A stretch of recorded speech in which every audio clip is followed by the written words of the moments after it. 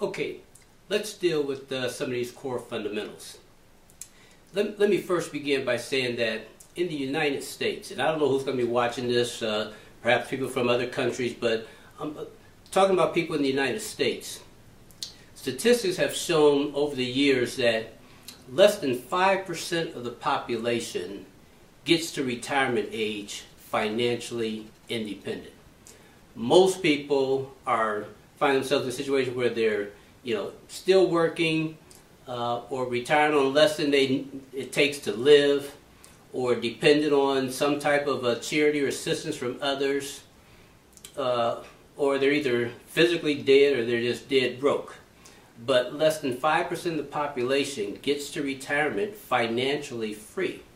And so in light of that, I've spent time learning and investigating to figure this thing out, and so now I'm sharing this information because I want to educate, equip, and empower individuals like yourself so that you can choose to be in that 5%, and hopefully a growing percentage of people, so that 5% can become 10, 15, 20% or more who get there financially independent. Okay? Now, quick aside, ask yourself, do you want to be financially independent or financially dependent? Which do you think is better? For me, I think it's far better to be financially independent rather than dependent on other people. So, what are these core fundamentals? Well, number one is this thing called asset. An asset is simply something that puts money into your pocket.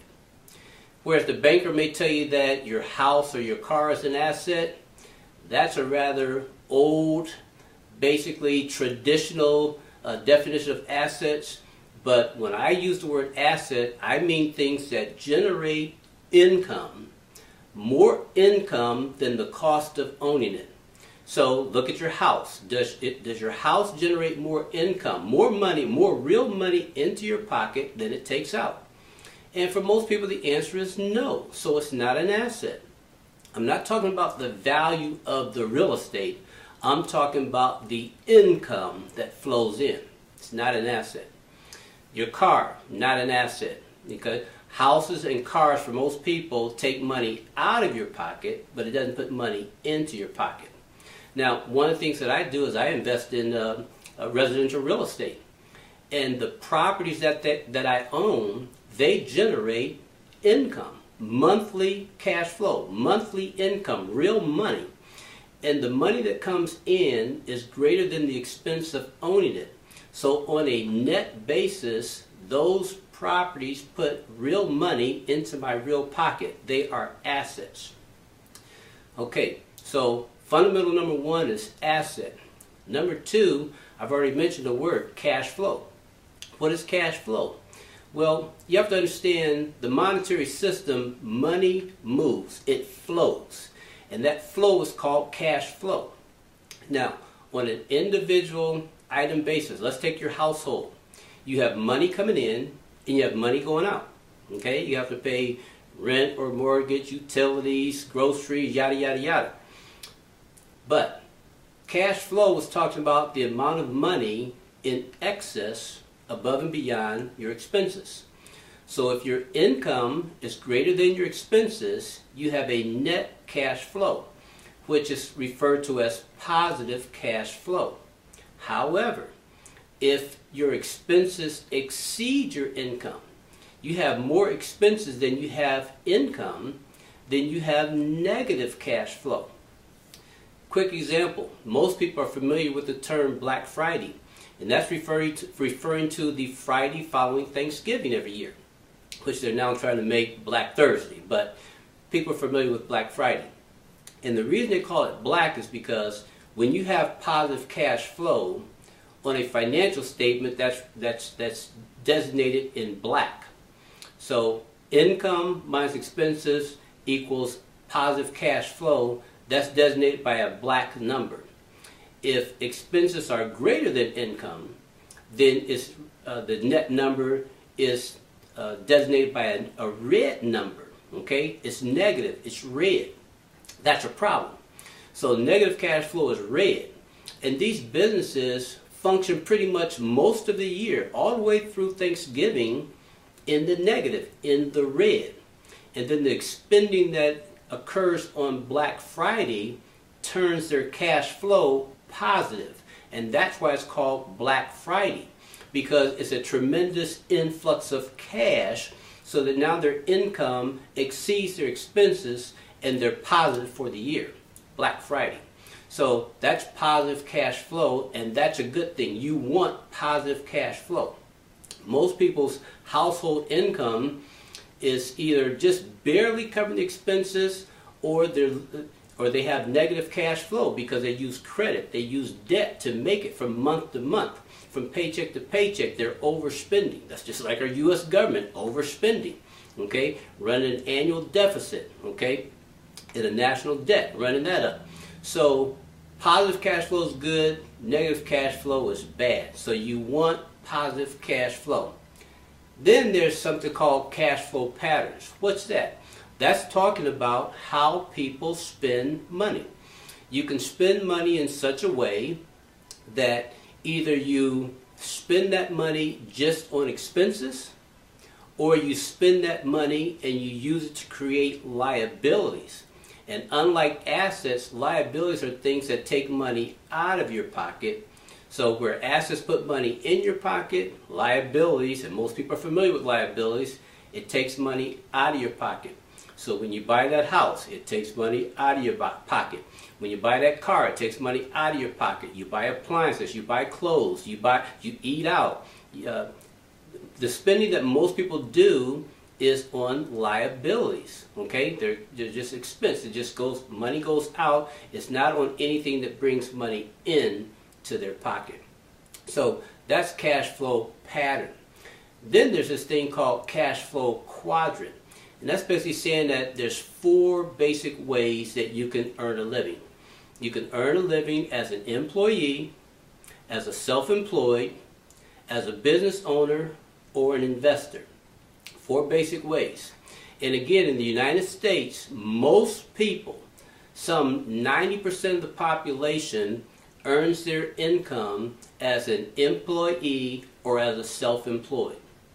Now, that's interesting, because that means that only 10% of people, only 1 out of 10 people earn income as a business owner or an investor. Now, you got 90% over here. Well, the way you're looking at it, 90% of the people on the left-hand side of the quadrant, and on the side where most people generate their income, 9 out of every 10 people.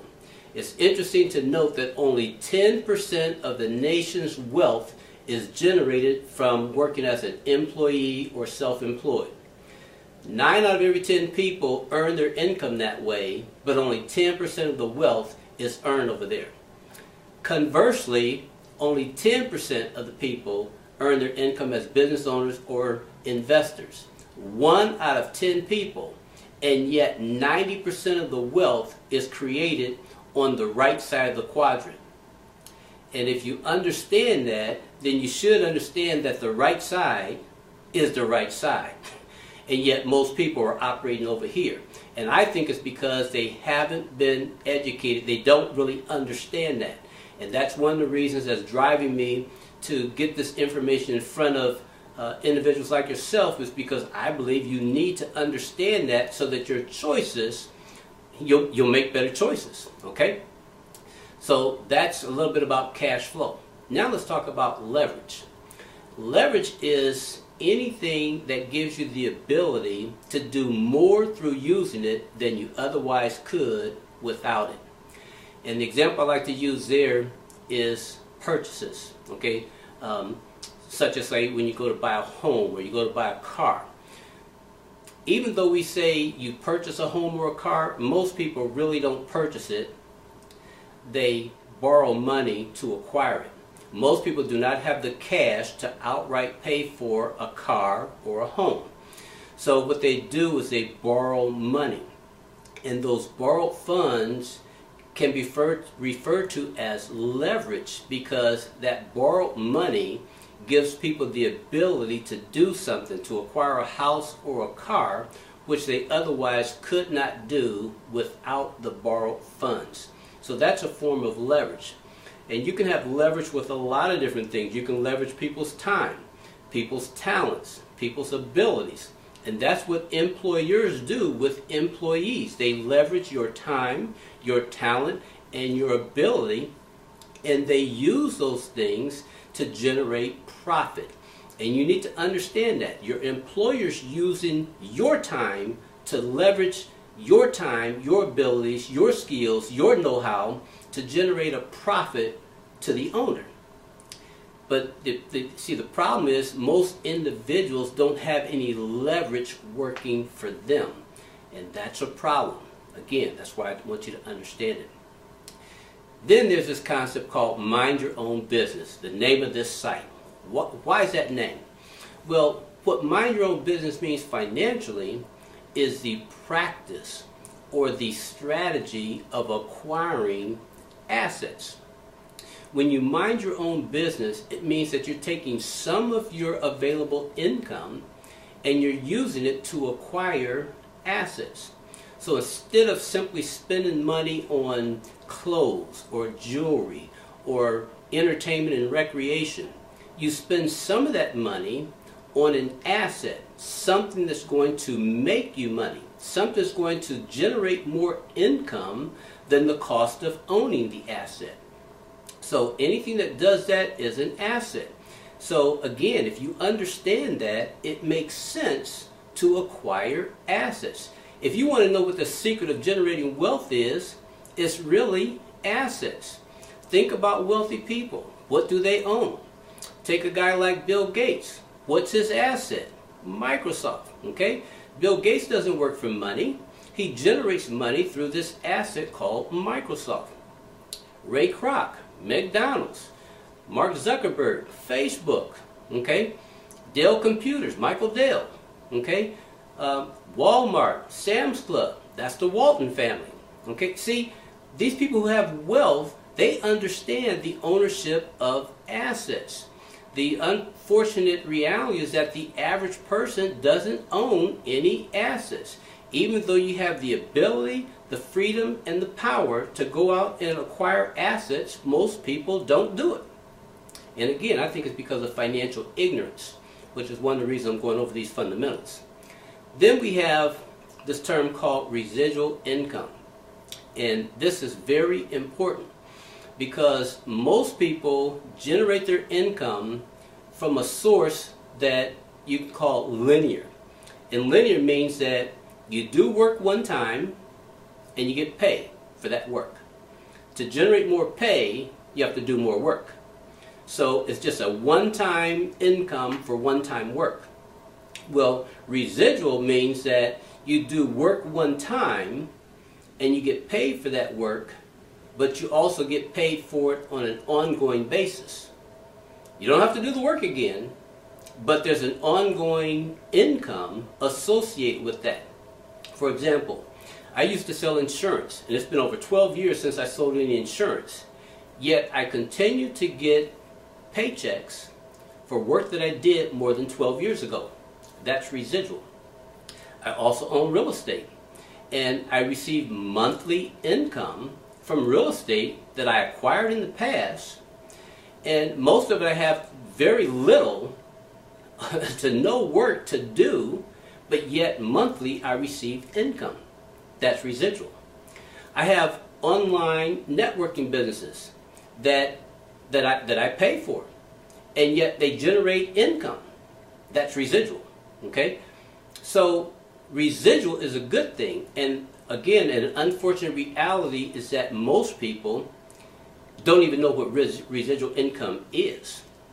And then secondarily, they therefore don't have any residual income coming in.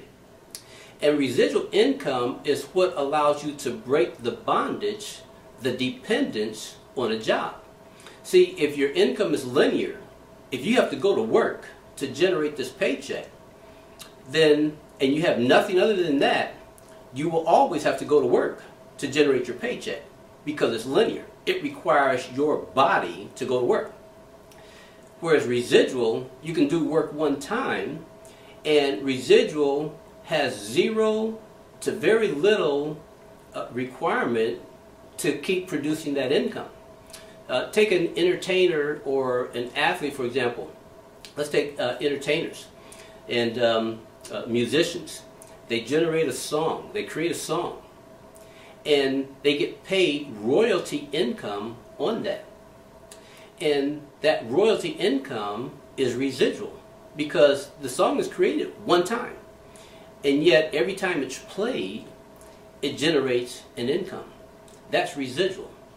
And anyone can do things that generate residual income. You don't have to have the talent and skill to create a song, but you can do something that generates residual income. Now, just to kind of close this section on fundamentals, I want you to understand a very important reality, and that is that assets are one of this. It's kind of like the great secret to wealth. And for people, either you have to learn to make assets work for you, or some person once said, you have to learn to make your ass work for you.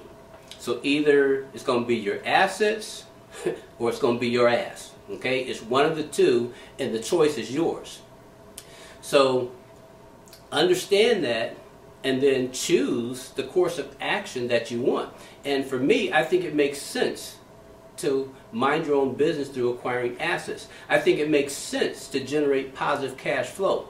I think it makes sense to spend your time where the greatest wealth is accumulated, business ownership and investing, rather than as an employee and self-employed. It just makes sense. It makes sense to utilize leverage to get the same power, the same dynamic that employers put to work, to get that leverage working for you. Or I'll say for me. I think it makes sense to get it working for me. And I think that it just makes sense to generate residual income. And I made the decision many, many years ago that if I was going to work for income, I wanted a residual component attached to it. So the main things that I do have residual income as a part of it. Okay? One-time work for ongoing income. So those are core fundamentals from my perspective. And like I say, over in MYOB University, I go into far more detail on these core fundamentals. Okay? But all you have to do is understand them and then apply them to your own life, and you can transform your financial reality.